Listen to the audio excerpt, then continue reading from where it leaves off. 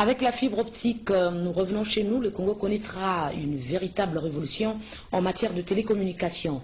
Que pensent les Congolais de cette avancée technologique qui sera effective sous peu dans tout le pays? Reportage de Claude-Alain Bangoma.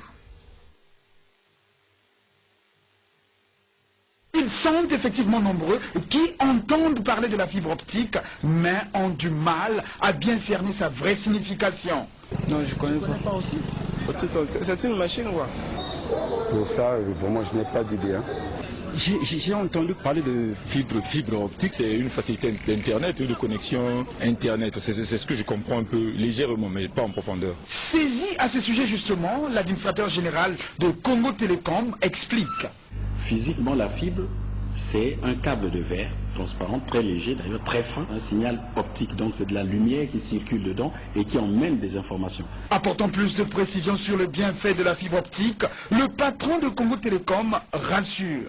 C'est une révolution en termes de support de transmission parce qu'aujourd'hui, il permet, par exemple, de transmettre les signaux de la radio, de la télé, de l'Internet, de la téléphonie, vous voyez, en même temps. Le travail abattu par Congo Télécom sous la bénédiction des grands travaux est très avancé. Centrales et nœuds déjà installés sont fonctionnels. La fibre optique viendra, n'en point douter, redonner un souffle nouveau à Congo Télécom. Au juste, de quoi souffre cette société? Actuellement, avec le fait que nous avons beaucoup d'abonnés à consommation nulle, c'est-à-dire que le téléphone marche, mais l'abonné ne téléphone pas.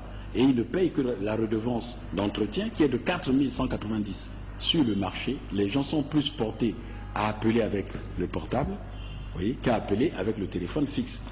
Et ce qui, d'une manière ou d'une autre, amenuise notre chiffre d'affaires. Et comme nous avons une masse salariale qui est déjà importante, elle fait aujourd'hui 120% de notre chiffre d'affaires. Or, dans la norme économique, la masse salariale dans une entreprise doit tourner autour de 20%.